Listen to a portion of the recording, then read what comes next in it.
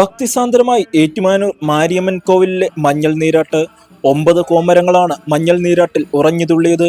നൂറുകണക്കിന് ഭക്തർ ദേവിയുടെ അനുഗ്രഹം തേടി മഞ്ഞൾ നീരാട്ട് മഹോത്സവത്തിൽ പങ്കാളികളായി. ഭക്തിയുടെ നിറവിൽ കോമരങ്ങൾ ഉറഞ്ഞുതുള്ളിയപ്പോൾ ദേവി സ്തുതികളുമായി കൈകൂപ്പി നിന്ന് ഭക്തർ ദേവിയുടെ അനുഗ്രഹം തേടി.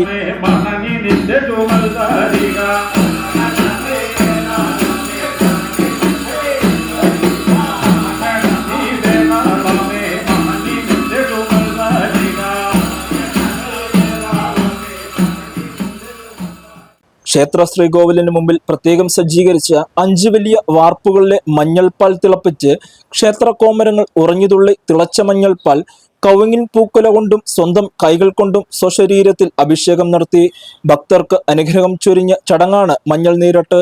മുത്താരമ്മ, പേച്ചിയമ്മ, ഉമാമഹേശ്വരി, ശങ്കരനാരായണ സ്വാമി, മൂല, പിതൃ, ഭൈരവൻ, വീരഭദ്രസ്വാമി, മാടസ്വാമി, കറുപ്പസ്വാമി എന്നിവരാണ് ക്ഷേത്ര കോമരങ്ങൾ. 41 ദിവസത്തെ വ്രതമെടുത്താണ് മഞ്ഞൾ നീരാട്ടിനായി കോമരങ്ങൾ ഒരുങ്ങുന്നത്. രാവിലെ 9 മണിയോടെയാണ് മഞ്ഞൾ നീരാട്ടിനുള്ള ചടങ്ങുകൾ ആരംഭിച്ചത്. നൂറുകണക്കിന് ഭക്തജനങ്ങൾ ചടങ്ങിൽ പങ്കാളികളായി. മഞ്ഞൾ നീരാട്ടിന്റെ സമാപനത്തെ തുടർന്ന് ഓഡിറ്റോറിയത്തിൽ പ്രസാദമൂട്ടും നടന്നു.